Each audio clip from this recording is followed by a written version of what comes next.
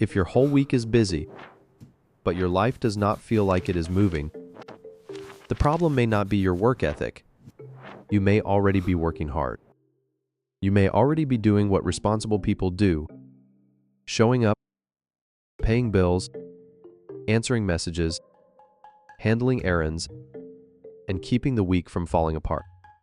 But there is a quiet difference between a week that is full and a week that is actually building something. Rich people do not get extra hours in the day. They still have the same clock. What often changes is that they become more careful about what each hour is allowed to do. This video is not about worshiping wealthy people or pretending everyone can hire a team tomorrow. A more useful lesson is this. If you want your money life to improve, your calendar has to start working with you instead of quietly working against you. Start with protected focus. Most people give their best attention to whatever is loudest. A notification, a message, a small task that feels urgent. By the time they finally sit down to work on the thing that could improve their life, their brain is already tired. A focus block is a stretch of time where one important thing gets your best attention before the day breaks into pieces. For one person, that might be applying for better jobs. For another, it might be learning a skill, building a small business process, cleaning up finances, or studying investing basics. Important work usually needs clean attention. If your most important goals only get the leftover scraps of your day, they move slowly. That does not mean you need a perfect morning routine. It could be 30 minutes before work. It could be one quiet block on Saturday. It could be 2 evenings a week where the phone goes across the room and one task gets finished. The wealthy habit here is protecting the hours that can change your situation. The second habit is more sensitive, because people often describe it in an unrealistic way. Buying back time. Buying back time means asking, is this hour doing a job that is worth my limited energy? Sometimes the answer is yes. Cooking at home can save money. Learning to fix something yourself can be useful. Doing your own errands may be necessary. But sometimes a low-value hour keeps stealing from a high-value hour.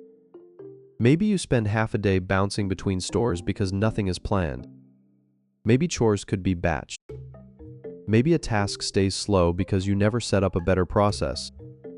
Buying back time does not always mean spending money. It can mean batching errands, using the same grocery list, setting bill reminders, or using a template instead of rewriting the same email every week. When your budget allows it, it may mean paying for help with a task that is costing more in stress and lost opportunity than it is saving in cash. Be honest. If convenience creates new debt or pushes out important bills, it may not be the right move. But if a small paid service gives back a focused block that helps you earn, learn, recover, or handle something important, it can be worth considering. The third habit is turning time into something that keeps working. This is where many people get trapped.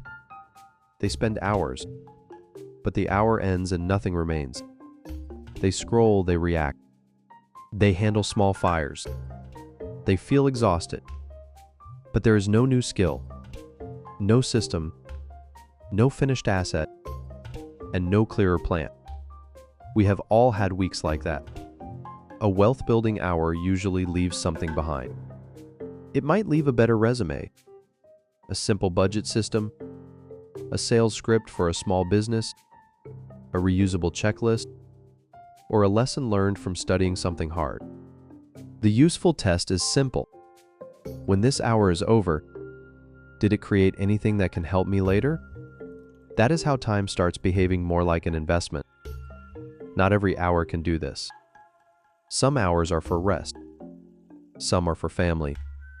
Some are for chores. Some are for sleep. Those hours matter. But if every spare hour disappears without building anything, your future keeps depending only on your next paycheck and your next burst of energy. The fourth habit is making fewer, better decisions. This one sounds boring, but it is powerful. Many people waste attention deciding the same things repeatedly. What to eat, when to pay a bill, when to work on the project, where the document went, and what to handle next. Each decision is small, but together they create mental clutter. Wealthier people often use defaults, so their attention is not spent on repeat choices. A default is a decision you make once, then reuse.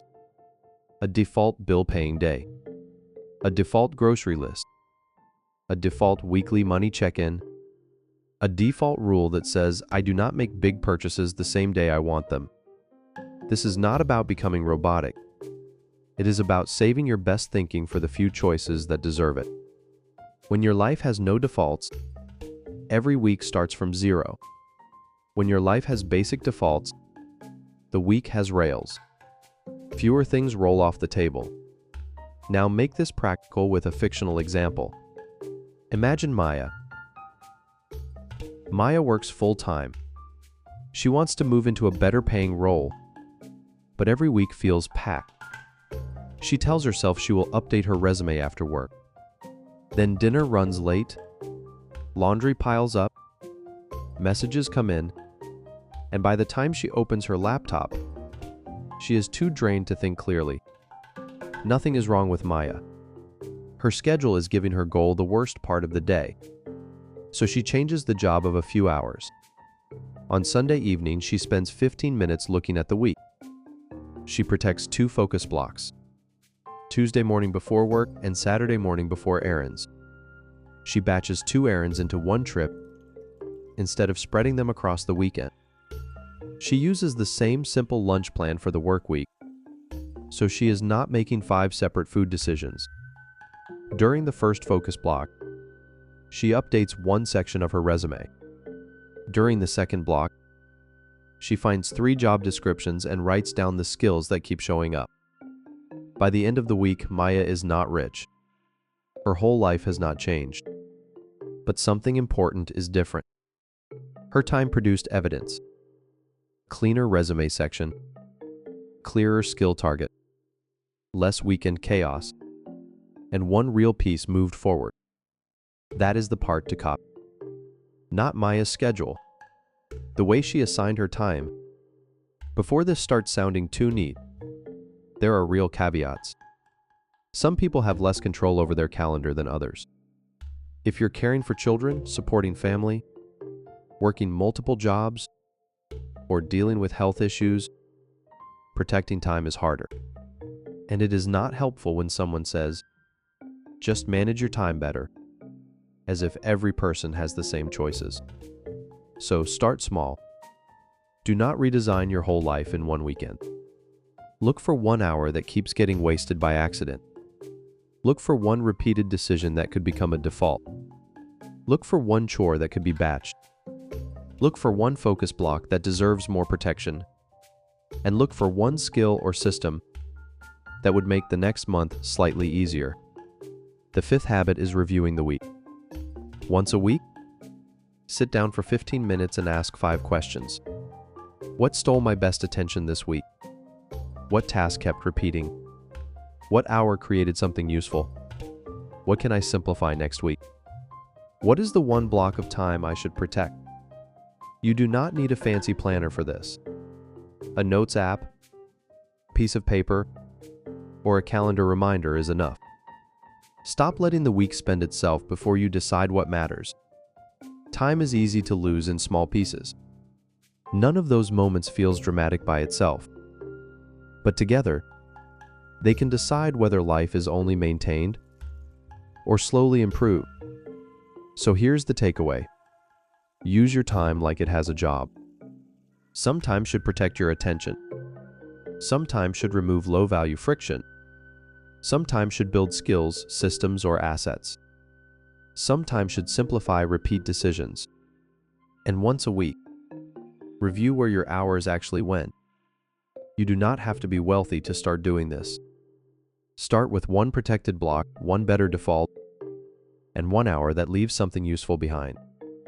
That is how a busy week starts becoming a building week. And if this helped, subscribe to Professor Richman for money lessons you can use.